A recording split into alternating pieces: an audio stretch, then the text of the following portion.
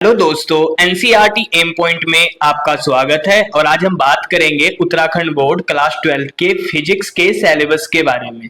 ठीक है, जो कि आपके 2025 में एग्जाम होगा फिजिक्स का, तो उसका जो न्यू सिलेबस है उसके बारे में पूरा कंप्लीटली बात करेंगे और किस यूनिट से कितने मार्क्स का आएगा वो भी हम देखेंगे। तो आपको पूरी वीडियो में बने रहना है। चलिए स्टार्ट करते हैं। सबसे पहले आपका जो ये क्लास 12 का थ्योरी का जो पेपर है फिजिक्स का, ये टोटल आपका 70 मार्क्स का होगा, यानी 70 मार्क्स का होगा। और इसमें आपकी जो यूनिट है वो टोटल यूनिट आपकी 9 है। चलिए पहले बात करते हैं किस यूनिट से कितने मार्क्स का आएगा। तो सबसे पहली यूनिट है इलेक्ट्रोस्टैटिक्स, स्थिर वैद्युतिकी। इसमें 2 चैप्टर इंक्लूड है और ये आपका 2 चैप्टर इंक्लूड है। और साथ में यूनिट सेकंड जो है करंट इलेक्ट्रिसिटी, धारा विद्युतिकी, जिसमें चैप्टर 3 इंक्लूड है। ये आपका पूछा जाएगा 16 मार्क्स का। ओके, यूनिट थर्ड की बात करते हैं, magnetic effect of current and magnetism. यानी ये जो चैप्टर है वो चैप्टर 4 और चैप्टर 5 से रिलेटेड है कि जो धारा के कारण जो चुंबकीय प्रभाव होता है और चुंबकत्व होता है, इससे रिलेटेड 2 चैप्टर आते हैं 4 और 5। ठीक है, इसके बाद आती है unit 4 electromagnetic induction and alternating current, जो कि आपका विद्युत चुंबकीय प्रेरण और प्रत्यावर्ती धारा, इससे रिलेटेड आपके चैप्टर 6 और 7 है। ये आपका जो पूछा जाएगा वो 17 मार्क्स यानी 17 मार्क्स का पूछा जाएगा। यूनिट 5 आती है इलेक्ट्रोमैग्नेटिक वेव, और इसमें जो चैप्टर इंक्लूड है वो चैप्टर का नेम भी इलेक्ट्रोमैग्नेटिक वेव है। इसके बाद आती है यूनिट 6 ऑप्टिक्स। ऑप्टिक्स में ray optics and optical instrument, और चैप्टर 10 है वेव ऑप्टिक्स। ये आपकी रिलेटेड है 18 मार्क्स की, यानी टोटल जो आपकी इलेक्ट्रोमैग्नेटिक वेव और जो ऑप्टिक्स है वो आपकी 18 मार्क्स की पूछी जाएगी 2025 में, जो कि आपका एग्जाम होगा। यूनिट सेकंड आती है dual nature of radiation and matter, included in chapter 11, जिसमें चैप्टर 11 यानी चैप्टर जो 11 है dual nature of radiation and matter. और साथ में यूनिट 8 एटम्स एंड न्यूक्लियस, इसमें 2 चैप्टर है एटम्स एंड न्यूक्लियस। ये आपका टोटल पूछा जाएगा 12 मार्क्स का।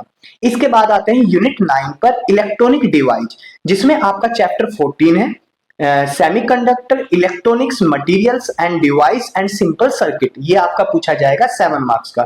तो टोटल आपका जो पूछा जाएगा वो 70 मार्क्स की थ्योरी का ये पेपर होगा। आइए सिलेबस के बारे में देखते हैं कि क्या क्या है। यूनिट फर्स्ट में इलेक्ट्रोस्टैटिक्स में यानी स्थिर विद्युतिकी में चैप्टर 1 जो है इलेक्ट्रिक चार्ज एंड फील्ड। ठीक है, विद्युत आवेश एवं क्षेत्र, इसमें देख सकते हो आप इलेक्ट्रिक चार्ज, विद्युत आवेश, कंजर्वेशन ऑफ चार्ज, आवेश का संरक्षण, Coulomb's law, force between 2 point charge यानी कूलाम का नियम, 2 बिंदु आवेशों के बीच में, फोर्स बिटवीन मल्टीपल चार्ज, बहुत सारे आवेशों के बीच में बल, सुपरपोजिशन प्रिंसिपल एंड अध्यारोपण का सिद्धांत एंड कॉन्टिन्यूअस चार्ज डिस्ट्रीब्यूशन, सतत आवेश वितरण।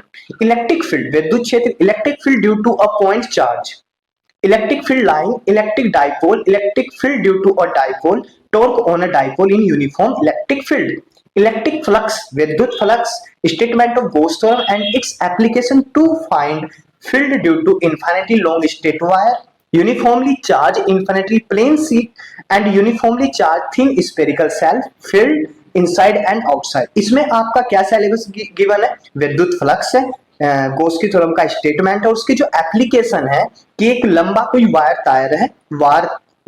तार है उसके कारण, और uniform charge infinite plane sheet, एक समतल अनंत समतल आवेशित प्लेट है उसके कारण उसके निकट विद्युत क्षेत्र, और एक स्पेरिकल सेल, एक गोलीय कोश है जिसके बाहर और अंदर आपको विद्युत क्षेत्र बताना है। ये आपके सिलेबस में चैप्टर 1 में।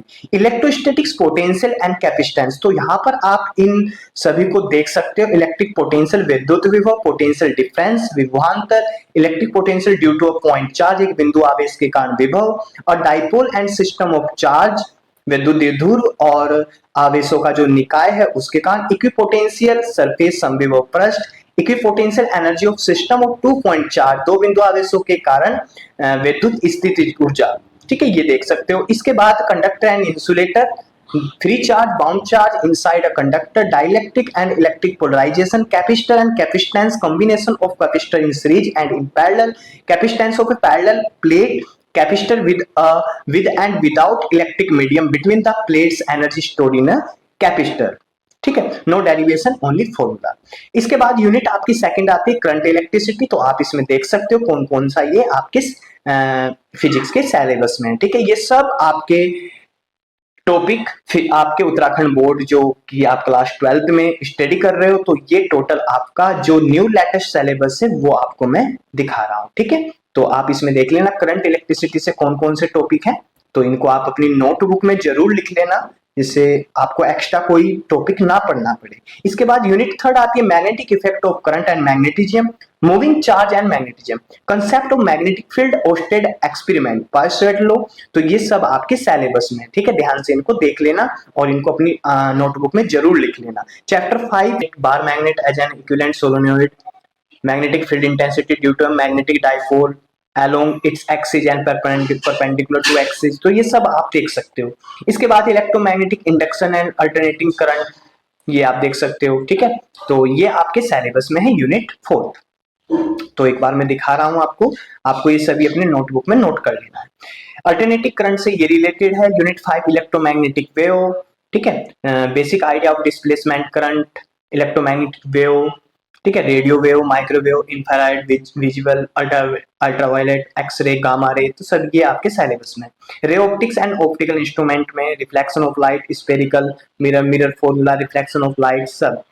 वेव ऑप्टिक्स में आप देख सकते हो हाइगेन्स प्रिंसिपल, रिफ्लेक्शन और रिफ्रैक्शन से रिलेटेड, तो ये सब आपके सिलेबस में है। Dual nature of radiation and matters, atoms and nucleus, alpha particles, scattering experiment, Rutherford model of atom, Bohr model of hydrogen atoms, तो ये सब आपके सिलेबस में, ठीक है, आपको नोटबुक में नोट कर लेना है, ठीक है।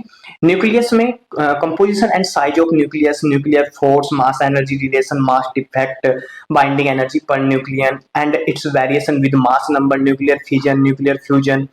इसके बाद आता है यूनिट 9 इलेक्ट्रॉनिक डिवाइस, जिसमें semiconductor, electronics material, device and simple circuit. तो ये सब आपको एनर्जी बैंडिंग कंडक्टर, तो अपने नोटबुक में इनको अच्छे तरीके से लिखना है और पर टॉपिक जो सिलेबस में आपके गिवन है वही आपको स्टडी करनी है, क्योंकि इसी से आपसे पूछा जाता है हर साल। ओके, तो आई होप आपको इस सिलेबस समझ में आया होगा।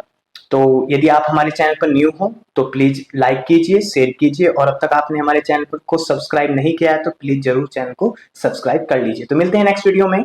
Thank you.